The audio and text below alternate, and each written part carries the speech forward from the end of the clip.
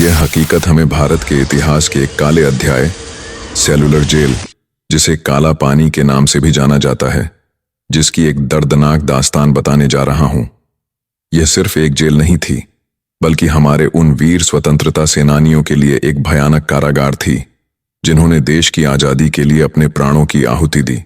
इस भयानक दास्तान की शुरुआत 1896 से 1906 के बीच अंग्रेजों द्वारा अंडमान और निकोबार द्वीप समूह में बनाई गई एक जेल से होती है। यह जेल ऐसी बनाई गई थी कि यहां भेजे गए हर कैदी को अकेलेपन और कठोरता की गहरी खाई में धकेल दिया जाता था। इसमें 693 छोटे छोटे कमरे थे, जहां हर कैदी को दूसरों से पूरी तरह अलग रखा जाता था, ताकि वे आपस में बात भी न कर सकें।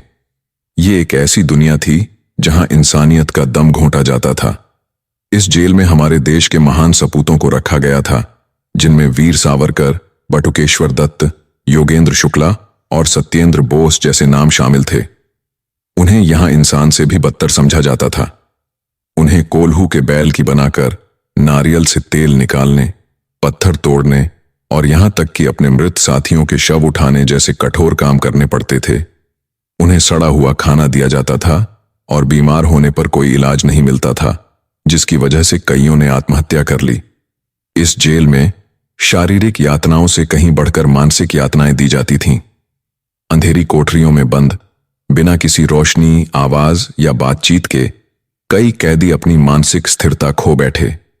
यहां एक ऐसी फांसी भी थी जहां एक साथ 3 लोगों को बिना किसी सुनवाई के सिर्फ ब्रिटिश अधिकारियों के कहने पर फांसी पर लटका दिया जाता था। यह वो जगह थी जहां हर पल मौत का साया मंडराता रहता था।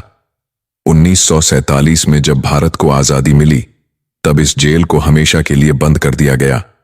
आज यह एक राष्ट्रीय स्मारक है, जहां हर साल हजारों लोग उन शहीदों को श्रद्धांजलि देने आते हैं, जिन्होंने हमारे कल के लिए अपना आज कुर्बान कर दिया।